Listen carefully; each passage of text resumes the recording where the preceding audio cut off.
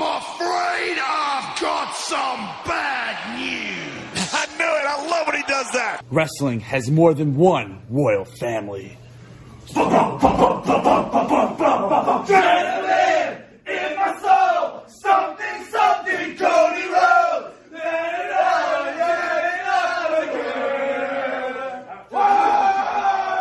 I'm the tribal chief around here. Yeah, you see me, the tribal chief. That's right. Time. But let me go ahead and tell you. Shut your bitch ass up. Hi, everybody. Welcome to episode 483 of the Hoots Podcast here on this Friday, September 19th, 2025. It's your truly the nefarious brother Adam, a.k.a. Joshie Lopez here. We are 17 episodes away from our final episode of the Hoots Podcast as the road to 500 continues. I want to thank each and every single one of you for checking us out today.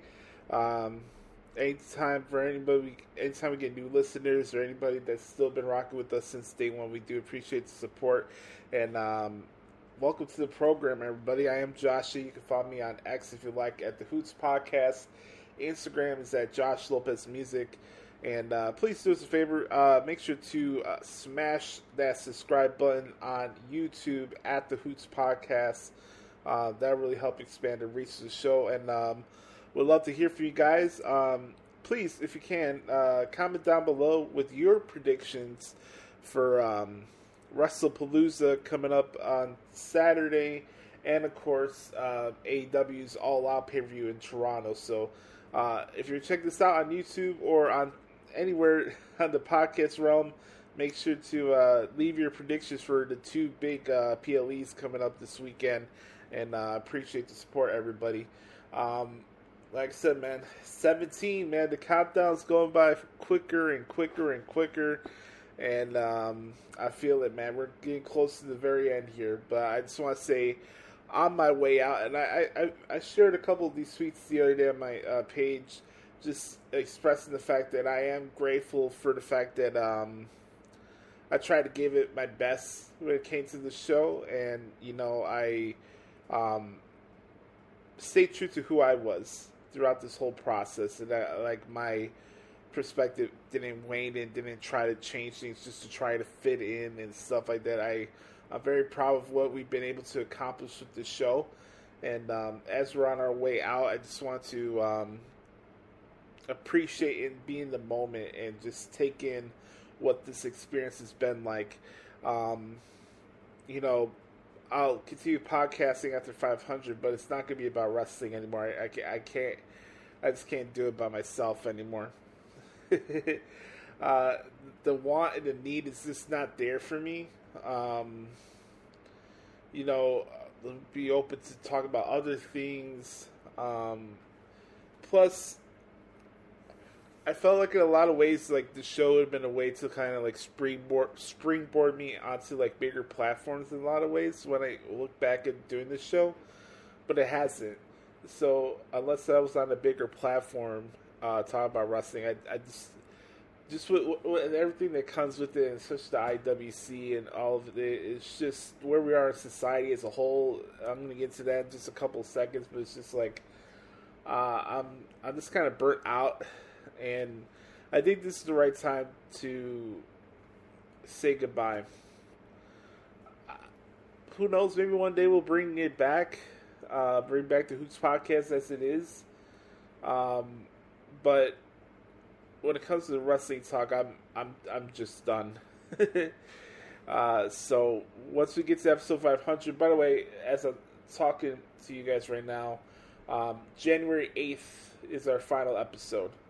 So put it in your calendar. January 8th, 2026 is our final episode of the Hoots Podcast. And from there, I'm going to be introducing a new show. I'm going to keep the same podcast feed so you guys don't have to look for something new. But since we're talking today, I'm introducing a new show. Sorry for any ruckus in the back. So we get to 500, and what what I'm planning to do is introducing a new show called The Sir Files. As you guys heard last week's episode, I went full into my first experience, fully talking about Vanderpump Rules. Sir, a restaurant under Lisa Vanderpump. So I'm going to be doing a recap experience journey when it comes to the show Vanderpump Rules in its entirety.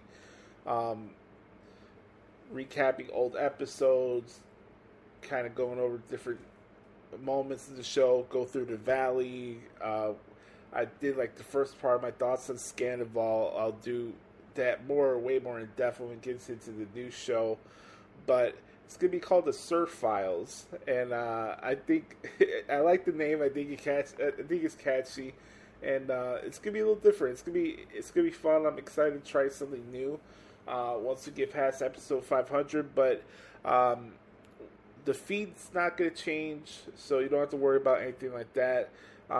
But the best way, again, to just support everything that's going on with me in my podcast journey and broadcasting journey is just to make sure to check out these shows. Our home for the Hoots Podcast is Odyssey. So big shout out to the people at Odyssey Creator Lab for having us. As always, I appreciate the opportunity and platform. They've been awesome to us, and it's been a really great platform to have for our podcast. The fact that I don't know, for the last four months or so, we've got close to $2,000 out of it, which is crazy to think about. I was scrambling to trying to find solutions on Spotify. Here we are 4 or 5 months later on this new platform, and we've made close to $2,000, which is awesome. So that's really thanks to all of you who take time out of your day to listen to this podcast. It really means a lot to me. So thank you all. I know this has been a very heavy week for a lot of people, just with what's going on in society. Also added the fact with this whole stuff with Jimmy Kimmel the other day, with his show getting canceled and stuff like that. I'd be remiss without talking about this, because when it came to this podcast, myself and Adam always had conversations about real life stuff as it was happening. And what's going on right now is just, I'm starting to feel kind of numb to the stuff that I'm witnessing right now.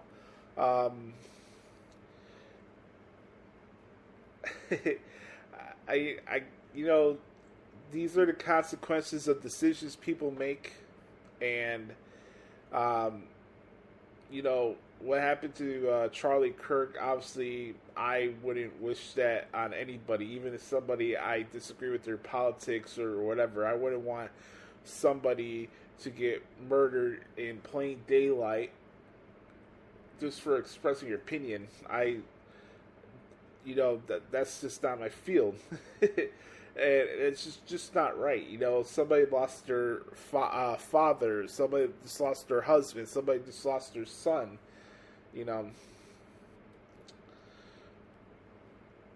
In the 30 plus years I've been on this earth, I've heard a lot way more insensitive jokes on broadcast television than what Jimmy Kimmel said the other day about Charlie Kirk and the whole situation.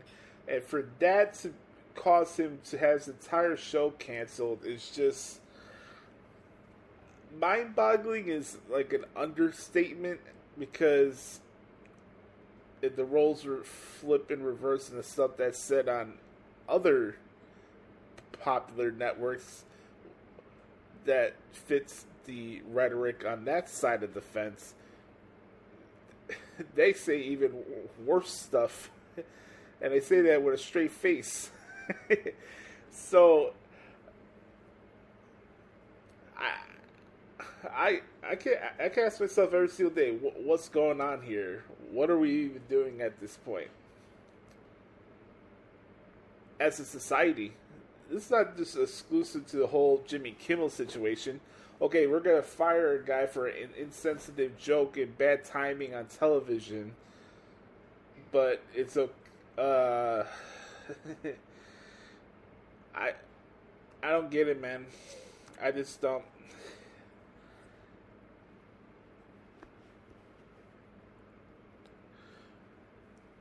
that's really one of the things about this country that I just don't get, man. We always propagate all these things about our traditions and our rules and First Amendment this and blah, blah, blah, blah, blah.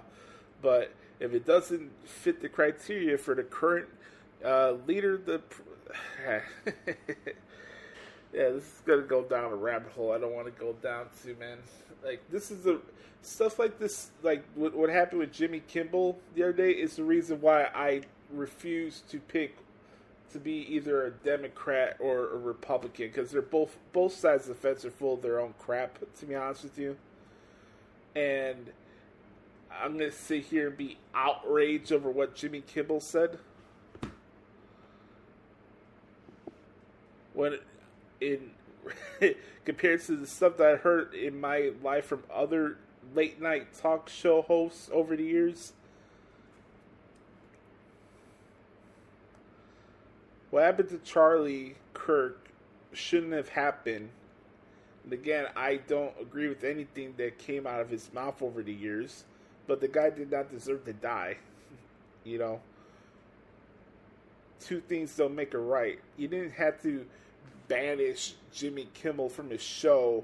This is because he's expressing his opinion on things.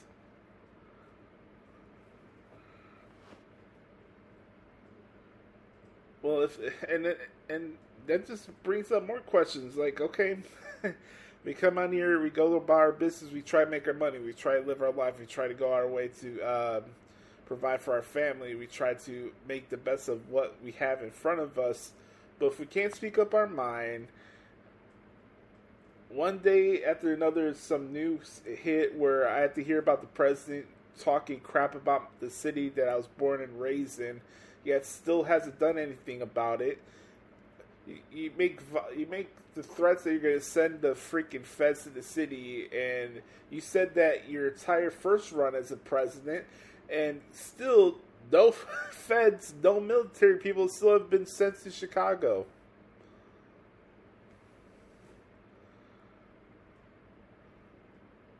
But hey, we gotta be sensitive to Trump's feelings.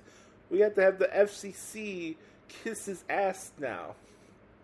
And that's where we are as a society these days. And it's honestly freaking pathetic at this point. I'm not gonna kowtow and get on my knees for somebody who's full of his own shit and doesn't follow through with the promises he makes to the country. You can carry yourself with an aura of a dictator, but your actions say otherwise.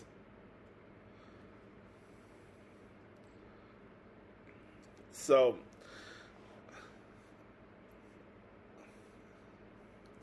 I know what's going on in the world right now. It's not easy for a lot of people. People are scared about the ICE and a lot of other things are going on in the country.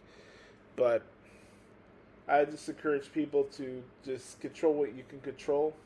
Kind of take a step back and, you know, in a lot of ways, I just hope in a way people can keep their heads up. It's really a crappy time in this world right now. It really is. Feel like you walk around on eggshells. God forbid you can have a conversation with somebody without their feelings getting hurt because you don't ride with their political fence. It's sad. It's really pathetic at this point. But all in all, man, I just want people in this country just to be happy for who they are and not have to have other people dictate how they go about their life. That's been going on in this society for, God, way too long. Make some decisions for yourself. Speak for yourself. Stop letting politicians dictate how you go about your life. Stop being a freaking robot.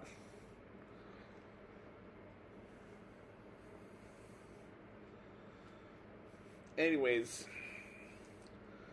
we're going to do some preview and predictions for Wrestlepalooza coming up in the This Week in WWE section. I don't believe that there won't be a Backporch Q&A session this week because we didn't get any questions this week from Chris, which is fine. But before we get into the wrestling talk, I wanted to read something here for you guys. just to honor the fact that AJ Lee is coming back to the WWE and having her first match in 10 years. For my birthday this past year, I bought myself a birthday gift for myself, and that was Paige's book. Her book is called, give me a second here, it's Saraya Hella Boots, Clawing My Way Through 9 Lives. And I wanted to read a chapter from Paige's book here, and kind of talk about her story of her working with AJ Lee when she first came up to the main roster and stuff like that. So what I'm going to read here is chapter 10 called Get the Party Started. And this is from Paige's Hella Boots, Clawing Through 9 Lives book. Go check it out. It's really good. It's a very deep story, and I'm very happy for Paige that she went out her way to write a book for herself. And let's take a look at this, and then we'll get into the predictions for Wrestlepalooza, and then we'll get the hell out of here. All right, so here we go. Let's do this like an audiobook version. All right, Get the Party Started. Chapter 10. Don't put your stuff there in yet, a voice called to me backstage. I turned to Vicky Guerrero, who played a manager for the live events in the main roster, mother to Shaw Guerrero from NXT, and the widow of wrestling legend Eddie Guerrero. I just come out of the larger of the two women's locker rooms at this massive arena where I would be wrestling that evening. Even though Vicky played a bad guy on TV, she's really a total sweetheart. There she was, jumping in to save me some embarrassment. I was happy to take her advice. There's an etiquette to wrestling that I was still learning. I didn't want to fuck up right off the bat and piss off the other more senior wrestlers. I wasn't even on the main roster yet. This was to be my first live event with wrestlers from the main roster, and I was super nervous. After I won the first ever NXT Women's Championship, I kept hearing rumors I would be called up to the main roster. My mood was amazing, but now it was back to life as usual. I was still doing NXT live events and still doing the training and promo classes. Not much had changed, and wouldn't change for some time. The only thing that was different was that I had been asked to do some of the live events on the main show. It wasn't official yet, but I was asked to participate in these non-televised events with some of the bigger WWE wrestlers. It was basically a test run to see how I would do on the road, traveling, working with the seasoned wrestlers. I needed to prove myself before I'd be given the chance to be bumped up. To show respect, I had arrived at the arena super early that day. If you're a trainee, you needed to get there before any of the other wrestlers to demonstrate your commitment and how hard you were going to work. It didn't matter 1 ounce that I just won the NXT Inaugural Championship. I still had to pay my dues. When I arrived, no one else was around except the producers and referees. Everything about the day made me nervous. That night, I'll be wrestling in front of something like 6,000 fans, the biggest live audience of my career. My stomach hurt just thinking about it. I was full of butterflies wandering around backstage. I liked the televised events when all the wrestlers and crew members were present. Only the people involved in this particular live event had come, so there wasn't as many people backstage. It was mostly a skeleton crew. But soon the wrestlers started to arrive, like John Cena, the biggest star of the company. Oh shit, that's him. I was totally starstruck. Luckily, some of the people I trained with in FCW and NXT who had been called up before me were also arriving. Just seeing their familiar faces helped me stay calm. I was still carrying my gear around backstage when the current female champ, Caitlyn, swept into the arena. I introduced myself and she was so sweet. Why are you carrying that around? Here, come put your stuff down. You can share this room with me, she suggested. Going into the smaller of the two locker rooms. Maybe it would have been a big deal, but I took that as a sign that waiting had been the right move thanks to Vicky. I had been told I'd be wrestling that night with AJ Lee, and when she arrived, I went up to her and introduced myself. I was surprised to finally meet her in person and realized with shock that she was way shorter than me, a tiny little thing actually. In the ring, she plays a nerdy character, sure, but in really alluring and crazed way. She's like a manic pixie chick you want to be super careful around because she might lose her shit at any moment, as if she's mentally unstable. But the tiny woman before me was nothing like that. She wore glasses along with an anime t-shirt, jeans, and chucks, and shouldered a backpack with something cartoonish on it. She was geeky and carried around comic books. "Welcome aboard," she said right off the bat. "Want to get in the ring and figure out what we'll do?" "Absolutely." I was so excited. While I figured out our moves, AJ introduced me to Tamina Snuka, who's The Rock's cousin and played AJ's bodyguard. She, too, was super welcoming. Later, when we were filming together in a bar for Total Divas, this guy tried to spin kick us in the air. Tamina just went boom and fucking clocked him. If I was ever in a fight for real, I would 100% want Tamina in it. She was such a badass. Those two made me feel like I belonged, which was such a fucking relief because I've heard horror stories from the main roster about how all the girls all bullied one another. They would throw your stuff out of the locker room, or put it in the shower, or turn it on the water.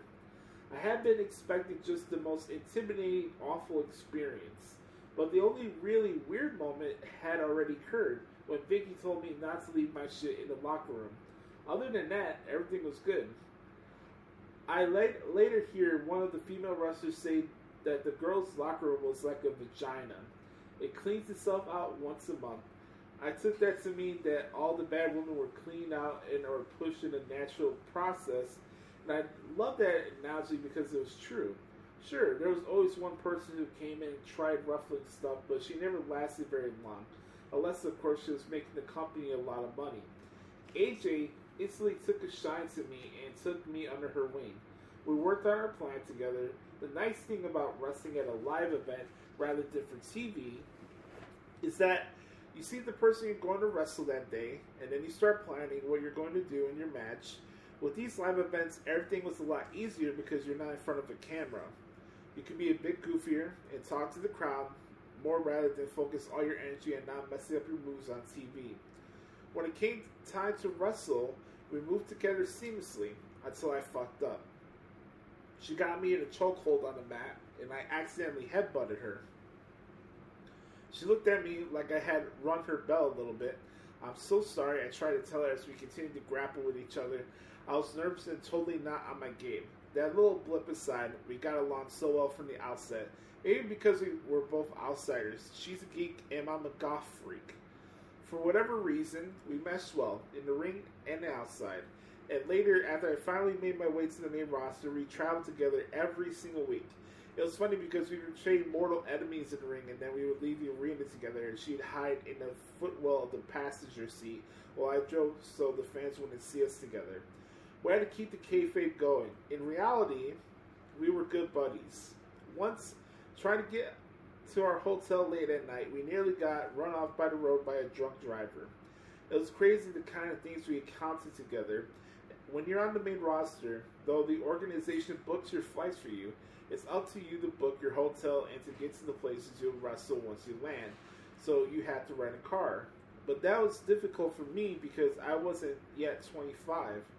There was one car company, Avis, I think, that would rent a car to me. But coming from a different country, I often didn't have the kind of credit card they wanted.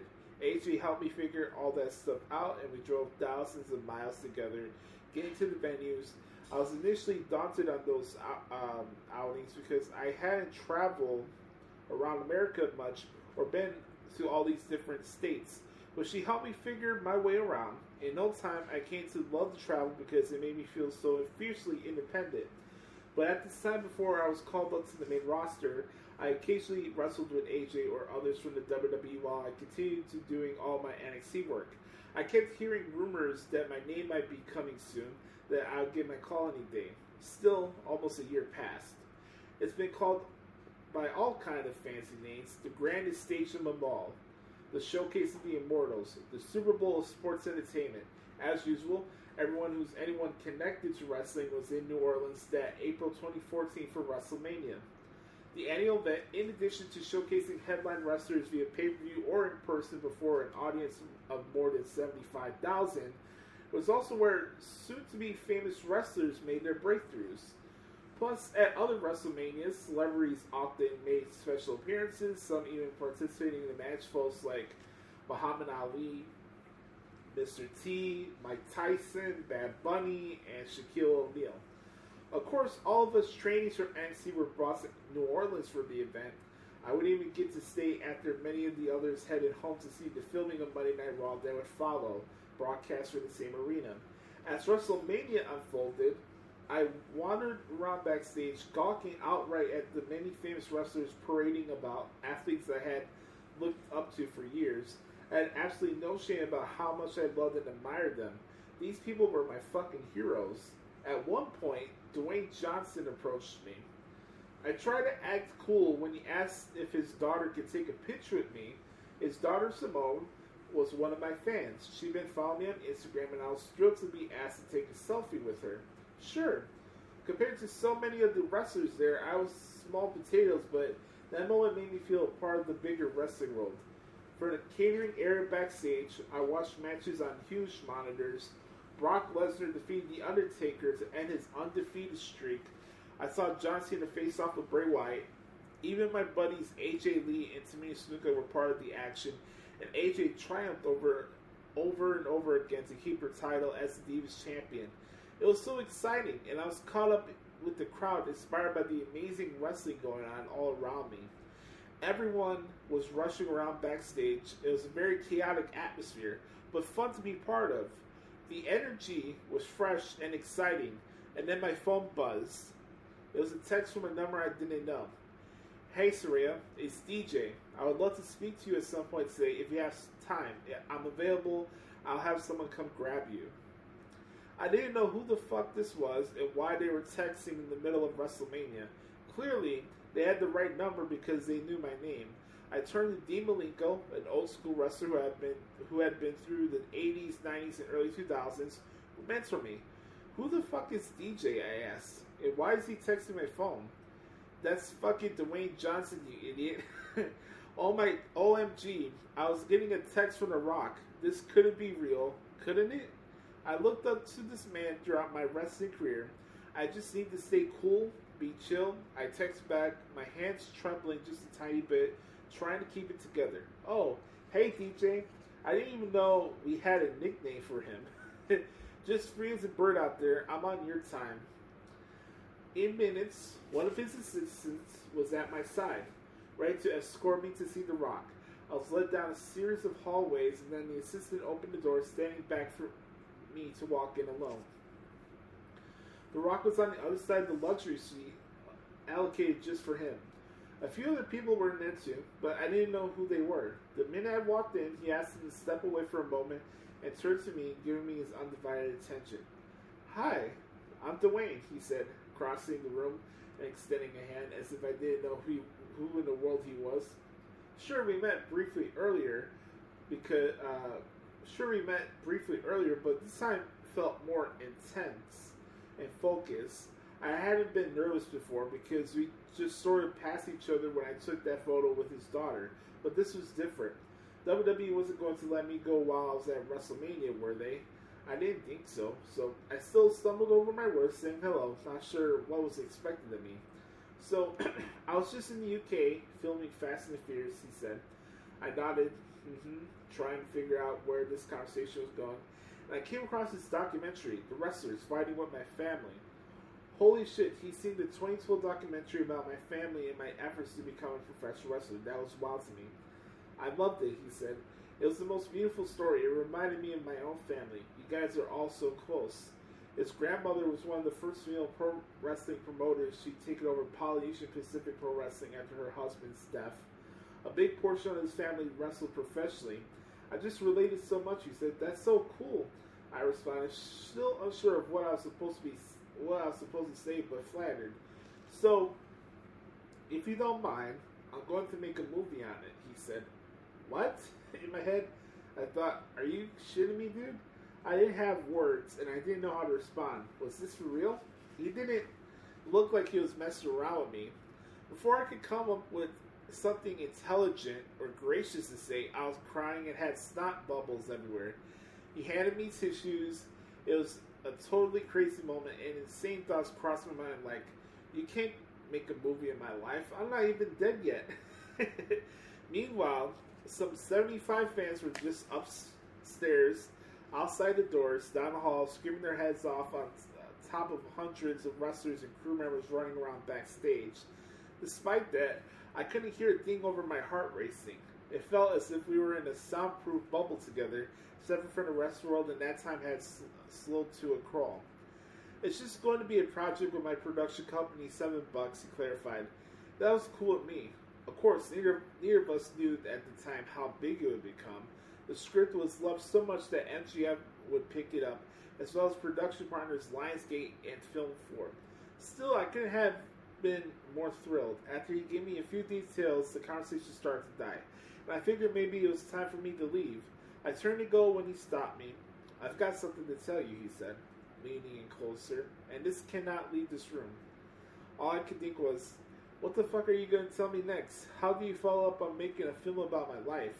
So, I was in the writer's room, he said, his voice low, so the others in the rooms went over here.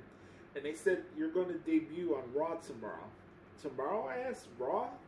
And you're going to win a Divas Championship. What? I just started sobbing even harder.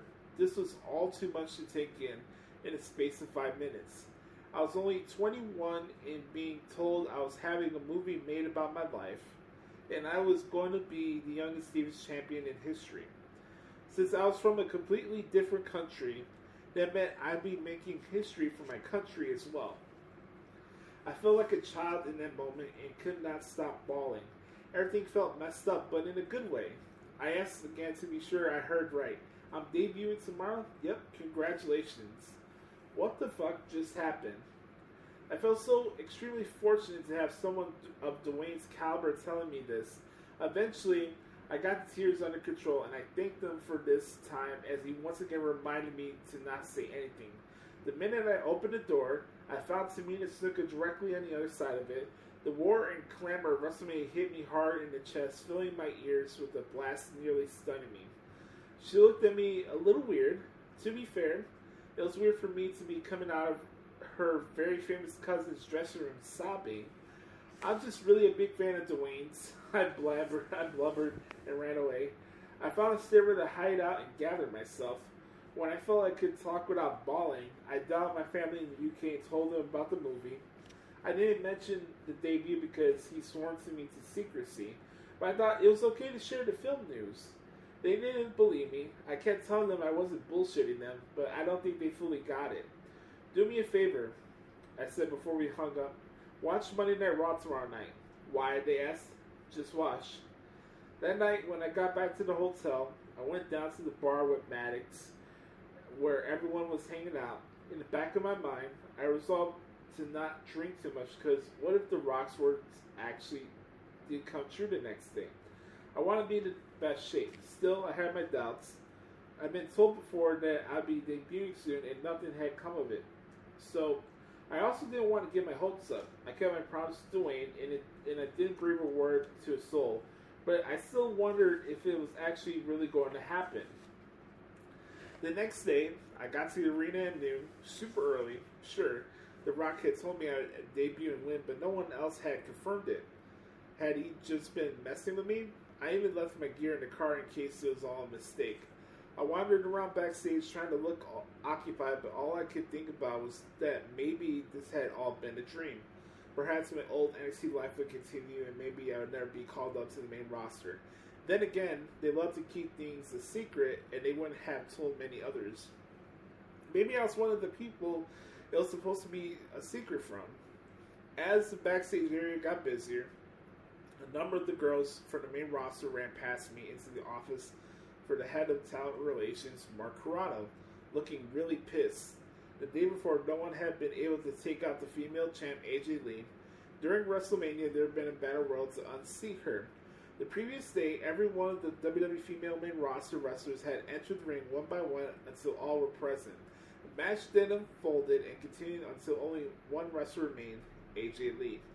It was about 10 minutes to when the doors would open for the general audience, and I still didn't know what was happening. Fit Finlay, an old school Irish wrestler I adored, approached. He was a friend of my father's, and I had watched him growing up when he'd been on World of Sport. Hey, can I talk to you really quick? He asked. Absolutely. In my head, thinking, is he about to say what I think he's about to say? So You're going to debut and you're going to win the Divas Championship, he said. Oh, fuck. It wasn't a dream. I started crying again. Finley glared, yes. But you gotta keep it together. You can't tell anyone. But how were we to keep this a secret if he was about to take me out there to talk with the champ, AJ Lee, and her bodyguard, Tamina? Surely the others would figure it out in a split second what was happening. Many of them had been on the main roster for some time, just waiting for their chance. And here I was, about to step out of my training world and onto the main stage to be champ. Nobody was more surprised than me. Congratulations, AJ said when we met in the ring to figure things out. I'm so glad it's you. I thanked her. So, what do you want to do, AJ asked. I shook my head. I hadn't thought that far in advance. I think you should beat me with the 3 count rather than submission, she suggested. You okay with the Paige turner, I asked, referencing one of my finishing moves. Absolutely. This is going to be super quick and surprise the shit out of everyone. We'll do our promo and then it'll be a very fast match, she said. Okay. I was getting my head wrapped around what I needed to do. AJ steered me to makeup next. There was also a hierarchy of who was supposed to get their makeup done in what order. This time, though, the girls let me jump in line. Thankfully, it was AJ helping me figure this out, a new role, a person I trusted. While I was in makeup chair, she and I worked out our promo. She and the producers wanted me to be a little timid, but that's not my character in NXT, I said. That's okay, we'll figure it out. Meanwhile, my voice went all wonky. When I got nervous, that happens sometimes. And now, it was almost down to a whisper. Mom always said it was polyps, but I don't know about that. AJ called me again and went over our promo a few times. We both felt good about our plan. It was then I remembered I left my gear in the car. I rushed out to get it. Previously, word had come down from this man that I needed to wear purple and black rather than all black. I would always warn. When I got my bag from the car, I had a black-purple outfit all ready to go. As I went to get changed, AJ pulled me aside. Listen, this is going to be so easy and so good, she said. We're going to have this awesome storyline, you know. She got me focused on the job at hand. Then it was showtime. AJ's music came on and the crowd went nuts. Even though she always played a bad guy, the people loved her. She did her whole spiel about being the one diva no one could beat. As I prepared to make my entrance, I hoped some people in the audience might recognize me and cheer. A lot of people from the UK and Europe, where I'm more well known, came over every year for WrestleMania. I didn't want it to be totally one-sided, but I wasn't sure if anyone would even give a shit I was there. But I certainly didn't expect what happened next. My theme music came on and the crowd went fucking ballistic. I walked down the ramp to the ring thinking in my head, holy shit, holy shit. Tens of thousands of fans were on their feet screaming. Their voices seemed to bounce off my sternum with every step I took. I couldn't believe I was here. I got in the ring and it was fucking amazing. AJ and I didn't have to say anything to each other. The crowd was just saying, this is awesome, this is awesome. Did they know the champ was about to be unseated? Something was clearly in the air. AJ and I came to face for the first time in front of a camera, and I looked at her like, holy shit, what's happening? And then she gave me this look, it's all good, go with it. We started our crowd work with the premise that I had come to simply congratulate AJ on her fabulous Battle Royal win on the day before. She played her role as an absolute shit, telling me to go running back to NXT because the champ doesn't like being interrupted. It was all part of the storyline we've been given, and in that moment I was so grateful to Dusty Rhodes and his promo classes because I wasn't freezing up on the mic and could pull off the character. Then AJ put down her challenge. Since you're here, maybe I should do to you what I do to every single diva last night. Why don't I beat you? But I'm not ready, I replied, trying to play nervous and shy. With that, she slapped me. And in no time, the crowd started chanting, Paige, Paige, Paige. I think we should have a match right now. And for a special post-WrestleMania treat, I'll put my title on the line. AJ shouted to the crowd. The space was electric, and now they're all chanting me, you fucked up, you fucked up. This is my house, AJ screamed. Then she barked at the ref, ring the bell. We literally did only 5 moves, nothing too crazy. Then AJ hit the ropes and went to give me her Black Widow submission. which the crowd recognized, and they amped up the screaming until I could hear nothing else, not my own heartbeat, not AJ's breath, just the loudness of the fans hollering their throats raw. I waved my hand around, indicating that I wasn't going to tap, and the crowd clamored, which I thought was as loud as humanly possible, ratcheted up yet another level. Then, as planned, I swung all the way around and hit my finisher out of nowhere, but my Paige turner didn't go quite as well as I wanted it. The timing was a bit fucked up, so it looked like I just swept her off her feet. But still, we accomplished what was needed. The ref's voice on the mic penetrated the uproar. 1, 2, 3. I jumped up and I realized I'd won. Before I had gone into the ring, one of the trainers, Sarah Del Rey, had told me to act happy when I won, and I wondered, why would I need to act? I'm going to be very happy. But now, I was not only overjoyed, but acting extra happy to make sure I did it right. In fact, I was so generally over the mood that I rolled out of the ring, completely forgetting to grab the championship. The ref, Jason, had to roll out after me to hand it to me. Congratulations, he said. I ran up the ramp, lifted the championship, absolutely freaking out. Meanwhile, AJ was losing her shit in the ring, playing her character, and Tamina was jumping around like she was going to attack me. All the while, the crowd was losing its fucking mind. What had happened was just too huge. I held the championship belt over my head and screamed and cried on the ramp, panting and gathering my breath. The crowd was still shouting their heads off, and my stage name echoed in my ears. Paige, Paige, Paige. Over and over until my head was ringing and I could hear nothing else. Holy shit, this felt like the biggest moment of my life. The minute I got backstage, cameras were instantly in my face and everyone was congratulating me. The few girls on the main roster I started to develop friendships with came up and hugged me. Rosa, Summer Rae, Alicia Fox, Lana. Then came AJ. You killed it, she said, hugging me. I'm so proud of you. This was historic. At the time, she was the longest reigning Divas champion in WWE history. No one until now had been able to dethrone her. She was so gracious with me. Eventually, I started to come back to the real world. I walked through the backstage viewing area where all the other wrestlers had been watching. I passed Randy Orton, one of the biggest names at WWE. So you beat her with a leg sweep? He asked. Mostly teasing having noticed my fucked up finisher. I know, I'm so stupid. It wasn't the perfect move. He said, no worries, he said. Congratulations. His voice carried with genuine well wishes. The cameras were still following me around, and now orders came flying at me. Okay, we need you to go take pictures right now with the championship. Next, you have to do some media really quick. We need you to do this and that. Welcome to being the champion. It was awesome, but I also wanted 2 seconds of peace to let it all really sink in. I was having trouble processing what happened. No matter, I was the Divas champion and on Cloud 9, and sir, no one and nothing could ever bring me down. It wouldn't take long for me to realize just how wrong I was.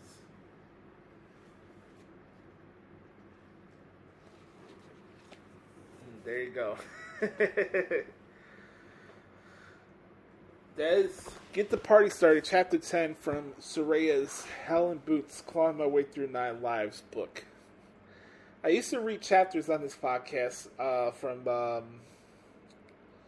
trying to remember the guy's name right now. Oh my god. What was the crazy trainer guy? I read his book here. Hold on. I have such a brain fart right now. It's crazy.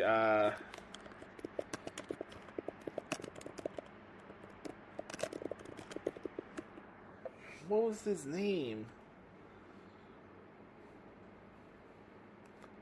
I gotta look this up because it's, oh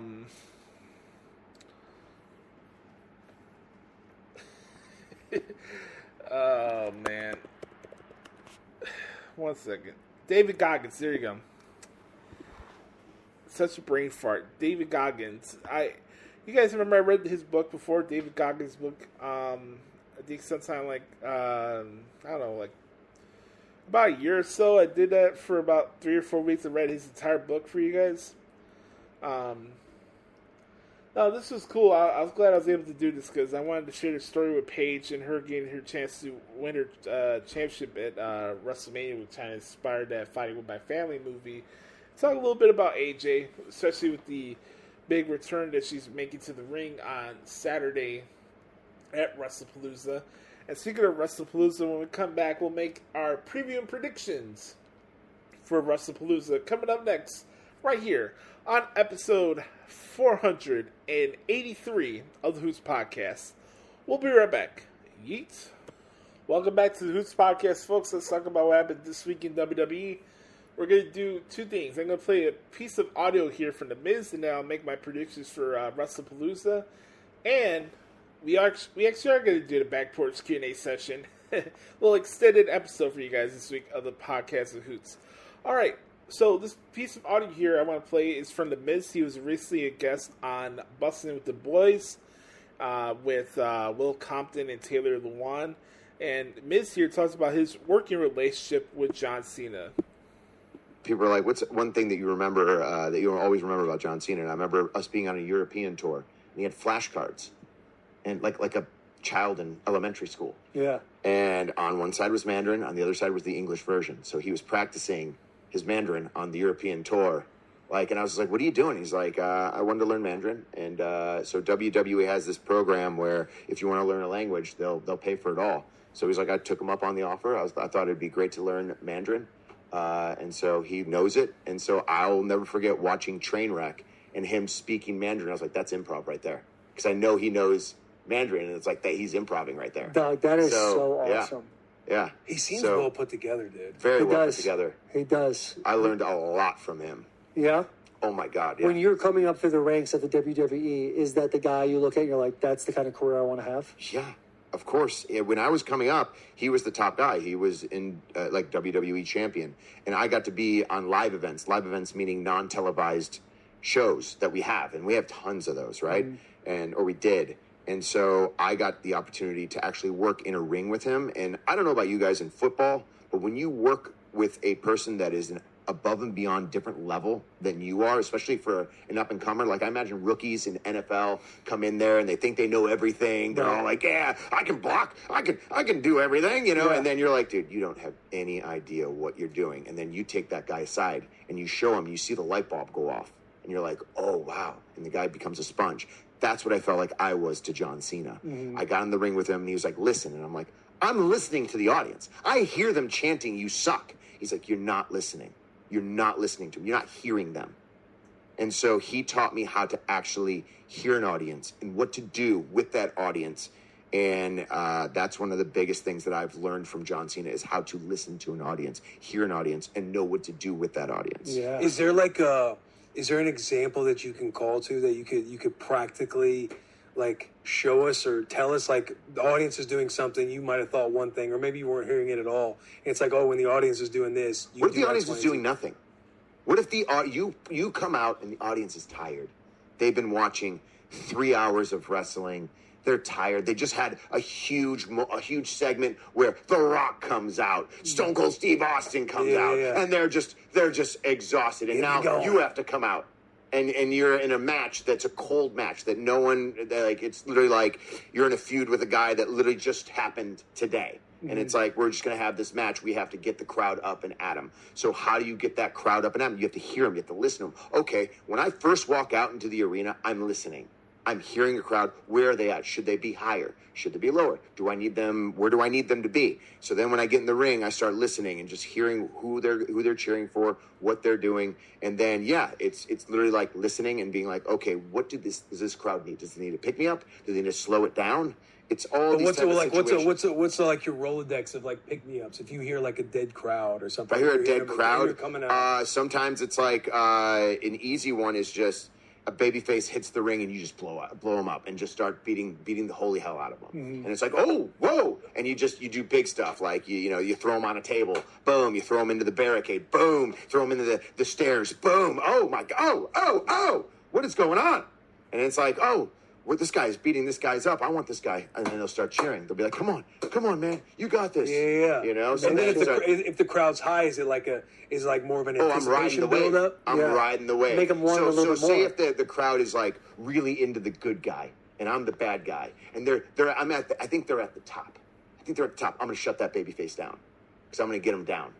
And then I'm going to build them back up and make them want to see a baby face, as we call, comeback. They want to see, like, if they're at their highest, they're like, he does a flip to the outside, boom, nails me. The crowd is going, oh my God, this is awesome. This throws me back in. I cut him off. I beat him up. Boo, boo. Yeah. And now maybe I just start taunting the crowd. Yeah, that's your hero. That's who you like. That's who you like. And now you'll start hearing the crowd. Yeah, that is who I like. Leave him alone, man. Leave him alone. And then they'll start doing a slow chant. And it's like, okay, they're starting to come. Now I got to give them a little more. Because the crowd is like, if the crowd starts cheering for the guy, you got to give him something.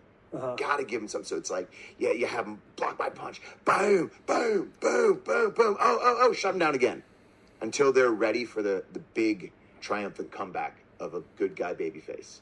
So that's kind of like... God damn, that is a science out here, I'm not allowed to talk about this because it's like we have a show on Netflix called Unreal where we just unleashed everything. And we're like, hey, we have writers that help us write everything. I love the show on Netflix, the Unreal, because it really shows people exactly what we do. People are just like, oh, this is easy. I could do that. Or it's I all could do that. choreographed. And then you get them in, or choreograph or whatever. But and then it's like you get them in the ring and they're like, whoa, this is a lot different than I thought it was going to be. Yeah. Like we're always talking in there. We're always trying to figure things out. I love it because it's an art form that is unlike anything else. And I always thought that WWE has prepared me for everything in entertainment, right? Like, you need me to host a show, I can do it. Why? Because I've been literally in a live crowd, one take. You don't get any other takes. We're just live. We don't have teleprompters. We don't have guys holding a sign to give us we have our whole promo and everything in our minds, in our heads. And by the way, sometimes it changes. Sometimes you go out into an audience and they're just not feeling that promo and you need to figure out how to wake them up. Right. Things aren't going according to plan. Whether or not it's like... and by the way, sometimes the bad guy can turn good guy. You might be in Bizarro world where you go to like Europe, and I mean in Europe, I'm usually the bad guy. I walk out and they're cheering me and they're singing my song. And I'm like, well, this is interesting. Now I can make them hate me or we could go with this. And usually it's like, I look at the guy across from me and I'm like, can he get it? Right. Are you guys, we got to kind of adjust. We got to adjust. Yeah, what's the chemistry between the two of you? Yeah, exactly. And so then you look at each other and you're like, all right, let's do it. And you could feel the energy and you could feel it and it's fun. That's what makes it fun. It's like, it's improv. Dude, when you walk into a ring and you think they're going to hate you, but they end up loving you and you look at the guy, does that change the outcome of what's going to happen for you guys? We always want to make sure that our stories are told, right? We have a set plan because we have PLEs, where we are leading to a certain type of match. But there have been times where things have changed. You never know what's going to happen with a live audience and a live show. Things change like that, I mean, there were times where I was going to be a WWE champion, and then I was told hour before, it's not going to happen. No shit. Yeah. And why is that? Certain things give happen. us some inside ball on that. Certain things happen, right? So I remember there was I think CM Punk left the show, and he took the title with him. So they made up, I guess, a paper champion, or whatever. They brought a championship and said, hey, if he's leaving the show, he's gone. He put the title in a refrigerator, that was the big meme. So they're going to have a tournament. And I think I went up against Rey Mysterio, and I was going to beat Rey Mysterio, then I was going to beat John Cena, and I was going to be a champion. And then they switched it because usually we like babyface versus heel, right? Bad guy versus good guy. But then, in this certain instance, especially back then, it would have been babyface versus babyface, Rey versus Cena. And they were like, you need a bad guy versus a good guy. So I was the bad guy. Mm-hmm. But then it was like, well, it's two huge monumental baby faces that are Rey Mysterio and John Cena. Let them go at it, and I think Rey ended up winning that title. But yeah, there was a moment there where I would have been a double champion there. So if you go, it's an hour before the show starts. It's obviously very exciting, whether it's written or not, that you're going to be the face of this franchise. And then somebody has to walk into a suit walks into a room and says, "Actually, we've changed the script. This is what's now happening." How are you handling that internally? If someone told me you're the guy and then they told me you're not the guy, right. Mm-hmm. I'm more of a person that I was like, all right, I'll make them believe I'm the guy. Yeah. I'm the type of person that if you give me 10 seconds on a television show, I am going to make sure that you remember those 10 seconds. no matter what is dealt to me, Right. I will make sure it's remembered. You can give me any type of line, and I will make sure. Or I'll do my best to do it. Sometimes I fail, sometimes I succeed. Right. So it's kind of like that, yeah. Do you see a lot of examples of guys who don't handle the politics of it when something like that happens? They don't handle it well? Yeah, I mean, it happens. I mean, they usually, whenever, I mean, it happens all the time where you believe your story should go a certain way. It's in your head.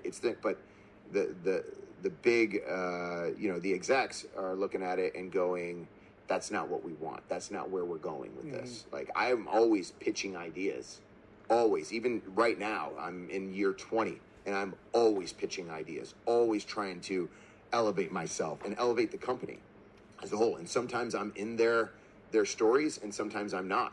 And it's my job to make sure that they never forget me. Right. Never forget that, hey, who I am and where I am and what I'm going to do for this company. Yeah. Yeah, that stuff's crazy. The Vince McMahon one on Netflix, where you see the kind of unfoldings of like Hulk Hogan, and then you see the Bret Hart stuff go down. It's just like, man, it's a different world on the inside of the WWE. So we talk about this all the time in the show. Like, Will grew up watching WWE a lot, and it's like, I think a massive piece that I missed in my childhood.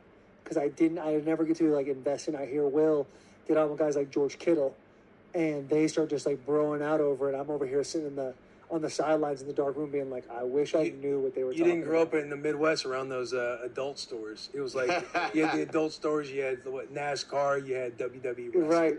Bill Goldberg trying to stay undefeated. WCW, WWF at the time. Then it transitions, but yeah, we loved it growing up. All right. Clip here from Bussin with the Boys. What we're going to do here, I'm going to do some really, really fast. Give me like 90 seconds to go through this Wrestlepalooza card, alright? Let's do it, alright? In 5, 4, 3, 2, 1. Alright, guys, time for my predictions for Wrestlepalooza coming up on Saturday, as it goes like this. I have the Usos losing to the Bron Brons. The Vision get their first victory of the night, and the Bron Brons beat the Usos. Jey Uso's head is getting too big, and it's going to cost the Usos the match. From there, I have Io Sky becoming your brand new WWE Women's World Champion in a tremendous match with Stephanie Vaquer. I have Tiffany Stratton retaining over Jade Cargill and Nia Jackson in a triple threat match for the Women's Championship. From there, we'll go through John Cena and Brock Lesnar, which is kicking off Wrestlepalooza. I have John Cena defeating Brock Lesnar at Wrestlepalooza. It's going to be a crazy match. They'll tell a very good story in the ring, but I think John Cena wins this one. AJ Lee, CM Punk against Becky Lynch and Seth Rollins, the mixed tag team match everybody's been waiting for. Punk and AJ defeat Seth and Becky. That gets Punk one more shot at Seth Rollins' World Championship at Crown Jewel. I got it right there. Punk and AJ get the victory there. And the main event, Cody Rhodes, Drew McIntyre for the WWE Championship. I have Cody Rhodes retaining. And one last bitty prediction here. I have The Rock popping up at Wrestlepalooza. That's my predictions. And that, folks, right there is what happened this week in WWE. When we come back, we'll answer your questions for this week's edition of the Back Porch Q&A session right here on episode 483 of the Hoots Podcast. We'll be right back. Yeet. All right, guys, one more thing to do on the podcast this week. Time to answer your questions for this week's edition of the Back Porch Q&A session. Last minute questions were submitted here from the good brother Chris Zaletta at XSeemZaletta24X on the Twitter machine. But first, let's look at the match card preview here for AEW All Out coming up on Saturday as well. So here's the matches here. On the Tailgate Brawl pre-show, we have Harley Cameron, Mina Shirakawa, Queen Amina, and Will Nightingale taking on Megan Bayne, Sexy Ass Penelope Ford, and the Triangle of Madness. From there, we have Daniel Garcia against Katsuyori Shibata. And our third pre-show match features the Ops taking on the Workhorsemen. From there, kicking off AEW All Out in Toronto will be Adam Copeland and Christian Cage taking on FTR. Next is a tag match with the Hurt Syndicate taking on Ricochet and the Gates of Agony. From there, Mercedes Moné will put her AWTO Championship on the line against Riho. Next is a coffin match. It's Darby Allin against Jon Moxley. Following that, it's a tables and tax match featuring MJF and Mark Briscoe. From there, we have Timeless Tony Storm putting her AEW Women's World Championship on the line in a fatal four-way match against Jamie Hayter, Chris Statlander, and Thekla. From there, we have a match made a couple weeks ago on Collision. Big Bill taking on the returning Eddie Kingston. From there, we'll have a four-way ladder match for the AEW World Tag Team Championship. It's Brodito against the Young Bucks, Just Speed, and the Don Callis family. From there, a triple threat match for the AEW Unified Championship. It's Okada taking on Konosuke Takeshita and Masaru Dorada. In our main event, it's for the AEW World Championship. If any member of the Don Callis family interfere, Kyle Fletcher will be disqualified and automatically stripped of his AEW TNT Championship. And that's correct because Hangman and Paige will put his AEW World Championship on the line against Kyle Fletcher. God, can they put more fucking matches on this card? How many more gimmick matches do we need for this fucking card? Coffin match, ladders, tables and tacks.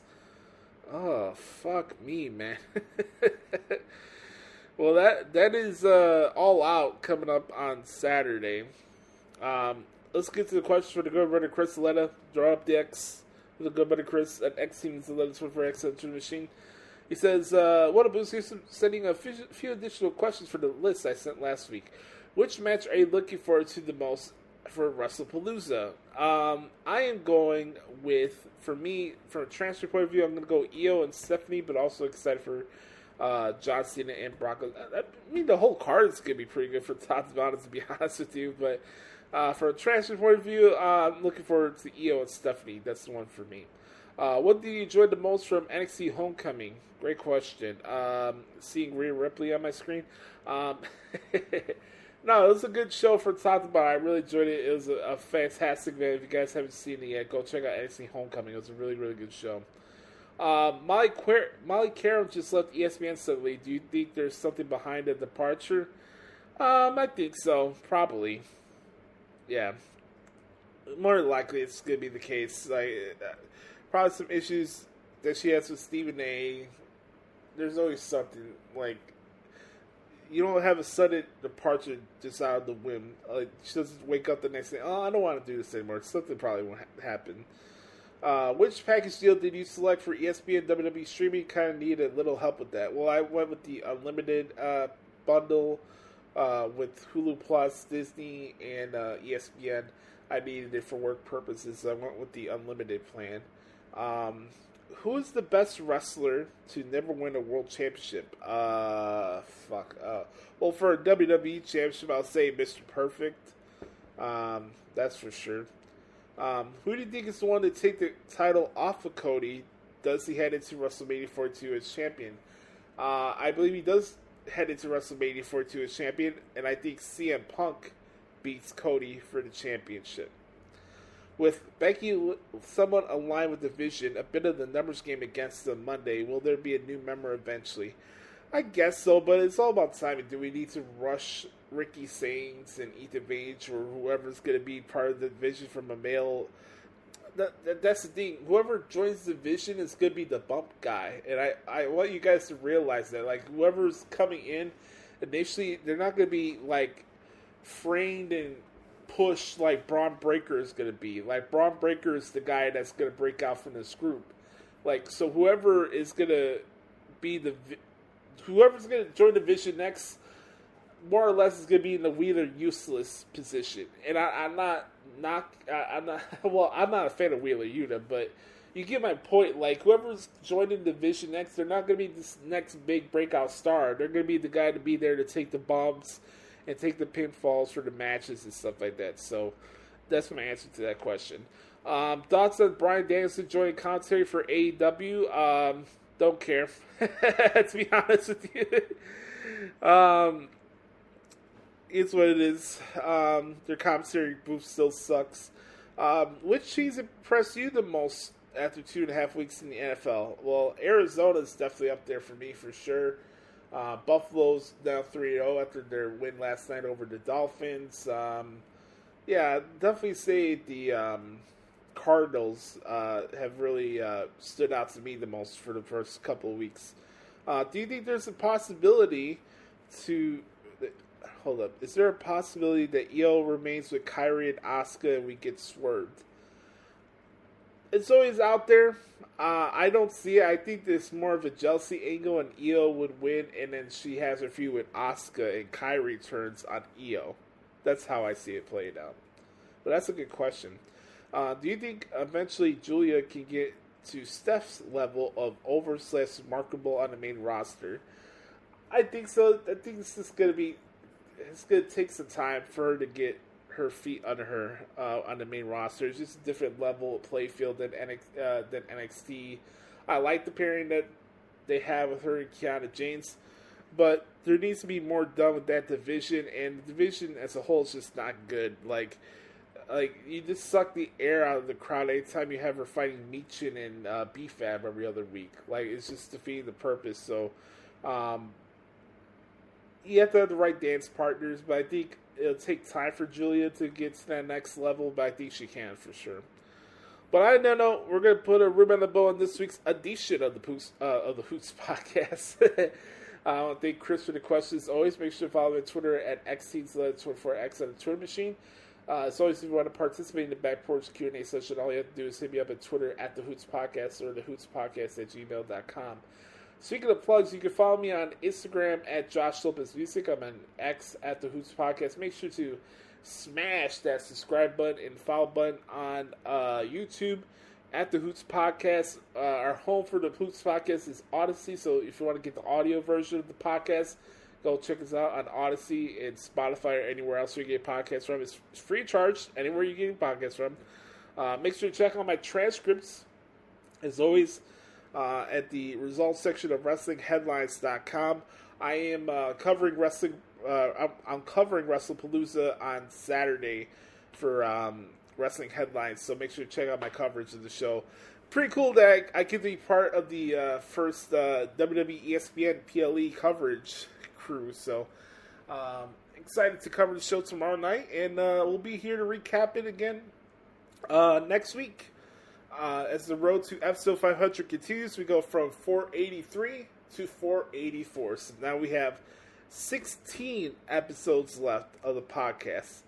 I love each and every single one of you folks. Remember, as always, be the authentic product that is yourself. And remember, nobody dictates the pace of your life but yourself and the man upstairs. I'm Joshie. This has been episode 483 of the Hoots Podcast as the countdown to 500 continues. Have a wonderful weekend. Enjoy Wrestlepalooza, and we'll see y'all next week. Yeet. Bye-bye, bitch.